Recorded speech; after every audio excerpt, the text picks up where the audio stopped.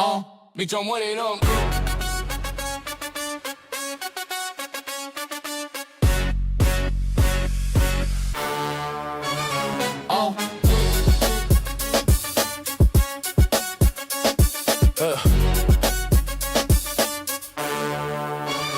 Lights on the field, city lit, no cap. Air voice get heard when we press that tap. From the court to the curb, from the mic to the plate. We don't chase the moment, we document the day. Built from the ground up, put the truth in the frame. Every story got weight, every loss, every game. Where the game meet the story. Move loud, move forward. Sports, entertainment, community. FSEN.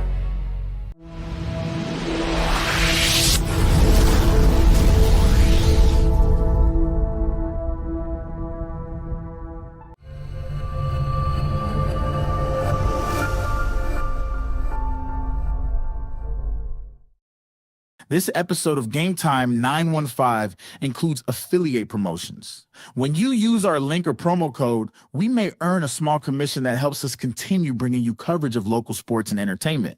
Thanks for supporting the show. Yeah. You know what time it is. From the hardwood to the field. It's game time. 915. Yeah. Yeah. Borderland lights, city ready to ride. El Paso heat, we bring that pride. Coaches tall, players rise. Fans loud, we electrify. It's game time, 915. Turn the lights up high, where the real ones play and the stories come alive. Yeah, FSEN, where the game meets the story. Welcome everyone to Game Time 915. Today is Tuesday, February 17th, 2026. And today we're going to talk about high school basketball. Specifically, we're going to start off with the girls UIL high school basketball playoffs that are going on right now. We've got some El Paso teams that are playing, have won. And so we want to acknowledge these young women for their efforts. And also we want to... It's not what I want. It's not what I want. Messing up already. We also want to acknowledge those who won. And as you guys know, on Sunday we jumped on and we did our playoff kickoff, and we made some picks.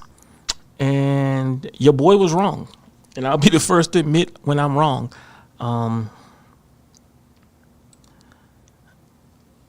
I did not think that Eastlake had a snowball's chance and you know what in winning. I said I'd be utterly surprised if they won. And lo and behold, they won. 27-26, Eastlake goes and beats Midland Legacy. Early first round upset in the playoffs for sure, because I don't think anyone outside of that Eastlake locker room thought they had a chance at winning that game, and they proved us all wrong. Now my co-host on the Borderland Sports Report, Mr. Johnny Martinez, did say that Eastlake could pull off the upset if they played. And Eastlake showed up and played, and they pulled off the upset. So kudos to you, Johnny, for picking that one. But I was wrong, and I'll be the first to admit I was wrong, and I wanted to get on here. And like I went public with saying that I didn't think they could win, I want to go public and saying I was wrong, and they proved me wrong. So kudos to you, ladies. Keep doing your thing. Keep advancing. Now, with that out of the way, let's jump into this thing. So yesterday we saw Eastwood. After Eastlake won, Eastwood went to Friendship and lost 61-71, ending their season. They had a great season.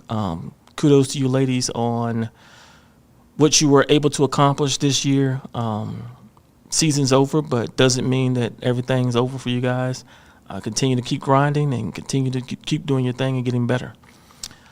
Then we had Franklin, who got the W against Permian, 45-36, to secure themselves a by-district title. So Franklin, Eastlake, by-district titles. Right now, on the 6A side, we got Montwood, who's tipped it off with a I want to say, hold on, let me make sure. I think it's San Angelo. Yeah, San Angelo Central. They've already tipped that game off. And if you got any score updates, drop them in the comments. Let us know. They haven't put out any updates yet on those scores, but yeah, we got that game going on. Then, okay, Americas goes and beats Canyon-Teal 76-17 to advance, while Chapin beat a really good Bel Air team 46-30 to secure their bi-district title. Chapin's one of those teams, and we said this on Sunday. They're a Dr. Jekyll and Mr. Hyde team. Depends on which Chapin team shows up. It would be the outcome of that game, and the right Chapin team showed up against Bel Air. That Chapin can really shoot the ball. Don't by no stretch of the imagination, don't take anything that I'm saying negatively. That team can play. They just don't play all the time. And so I'm glad to see that Coach Weaver had those young ladies ready to play. Kudos to those young ladies for stepping up to the moment and playing. That's awesome on you guys, and kudos for that. Next, we had, well, the last game we want to look at. This was the last game that was played yesterday. We had Riverside defeat Austin 41-30 to advance and securing yet another bi-district title for that Riverside program. They just continue to win year after year. I always like to say they don't rebuild, they just reload. So kudos to Riverside on that win. Now today we've got several 4A teams. Well, I'm sorry, we've got the rest of the playoff field going on for the girls. Got 3 4A games, I think 2 5A games, and we have 1 6A game with Montwood now playing right now. And so to all the teams who've played and won, congratulations. You guys have done something that your counterparts in El Paso can't say. You guys are still playing. And I got to give a shout out to the El Paso programs, because we still have a lot of programs still playing meaningful basketball at this time of year. We've got teams now getting ready for the area playoffs. Those area playoff schedules have started to go out, and tomorrow we'll take a look at the area round and see what the matchups are going to look like and kind of go from there. And then hopefully Sunday we can jump back on and talk about this week and what teams are still in the playoffs and what's up next left to come. Let's take a look real quick at the playoff picture for today. So like we said, we got Montwood playing at 5 o'clock p.m. our time. They're playing right now against San Angelo Central. On the 5A side, you got Parkland and Burgess playing. And then later tonight, you have Andrus and Hanks playing. In the 4A, you got Isleta playing Irving at 6:30. Young Women's playing Mountain View at 7. And then we got Clint and Harmony Science playing at 7. And so that is the playoff picture for today, the games that we have going on the girls' side. So get out and support somebody. Go out and watch a game. Let these cheer these young ladies on. If you're that's your home school, your home team, go cheer these young ladies on. They definitely need the support. Go out and support them in their endeavors. And so that is our quick UIL girls basketball playoff snapshot and update. We're going to take a really quick break real quick, and we'll be right back. Embrace individuality with Acolor's diverse collection designed to stand out and make a statement wherever you go. Designed in sunny Los Angeles and handcrafted with precision, Acolor sunglasses deliver durability and comfort, keeping you stylish and protected all day long. Use promo code FSEN and get 10% off your entire order.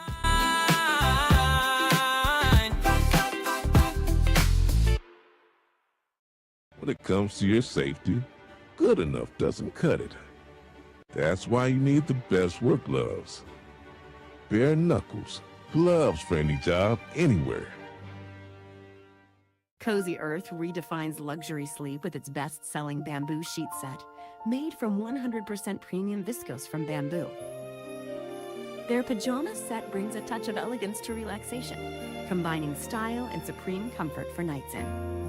Use promo code FSEN and receive 41% off your entire order.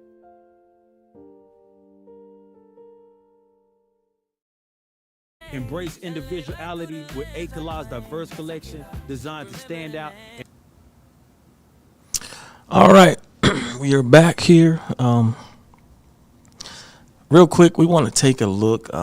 We pushed out power rankings later than normal this week just because of where everything stands and today being the last day. And so going into the last day's games, let's take a real quick look at the boys basketball power rankings. Those are the standings. That's not what I want. Here's the top 10. So everybody's got a ranking out there. I've seen several rankings. This is our opinions. I'm going into this final week.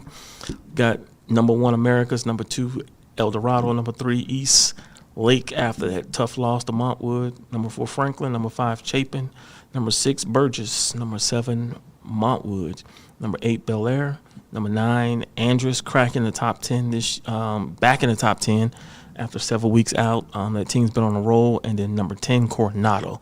And so that is the top 10. Let's take a real quick look at these district standings, and it's a reason why I want to look at them because it's a lot going into play today with these games going on. So 3 4A or 4 3A, 3A, District 4 3A. Presidio is gonna walk away with that title. Looks like we get into 1 4A. Bowie's been the cream of the crop there. I mean, I got to tell you guys, since they started district play, Johan Camacho has been a man on a mission. He has been a problem for the rest of that district.